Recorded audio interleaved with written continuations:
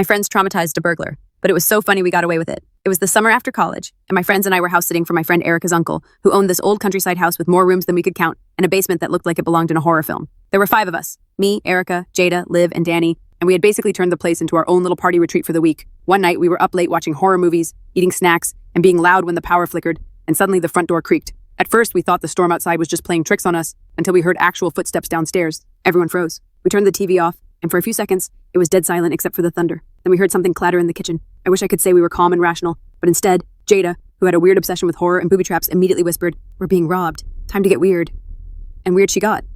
Instead of calling the police right away, she grabbed a clown mask from our earlier movie night costume pile, handed me a giant teddy bear costume, tossed a witch's wig to Erica, and told us to follow her lead. Liv and Dani, who were more sensible, locked themselves in the upstairs bathroom and called the police like normal humans. The rest of us headed downstairs in absolute silence, crouching behind furniture and trying not to laugh.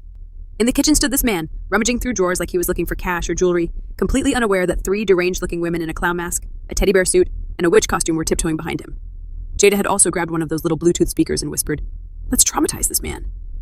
What happened next was something out of a low-budget horror film. She pressed play on the speaker, and it started blasting this creepy old nursery rhyme we downloaded earlier for a TikTok skit. At the same time, she flickered the kitchen lights, which she had secretly rewired earlier that day for mood lighting. I kid you not, the man froze, like full body paralyzed freeze. I started slowly walking toward him in the teddy suit, arms out like a zombie, and Erica started humming the rhyme with this insane smile. The burglar spun around, and when he saw us, 3 girls in full creepy mode, he screamed, not yelled, screamed like a horror movie victim, and backed into a chair, tripping and falling flat on his back. The best part? Jada stood over him, leaned in slowly with the clown mask just inches from his face, and whispered, "You picked the wrong house." He scrambled to his feet, ran straight into the hallway mirror, screamed again, and bolted out the front door like a demon was chasing him. He left behind a bag he had started to fill with random stuff, including Erica's collection of scented candles and a toaster. By the time the police arrived, we were laughing so hard we could barely speak. The cops took our statements, looked through the security footage, which caught the entire Scooby-Doo nightmare unfold, and even one of the officers burst out laughing. They said they'd never seen a burglar look so terrified. Later, we found out the guy was some low-level local thief who usually targeted empty vacation homes. Apparently, he told the cops he thought he'd walked into some kind of cult house.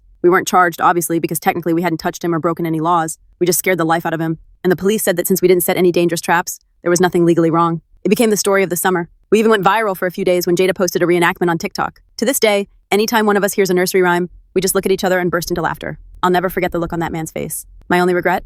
That we didn't get it on video. But in a weird way, I think that burglar probably learned his lesson. Who knows? Maybe next time he'll check the house for teddy bears and witches before breaking in.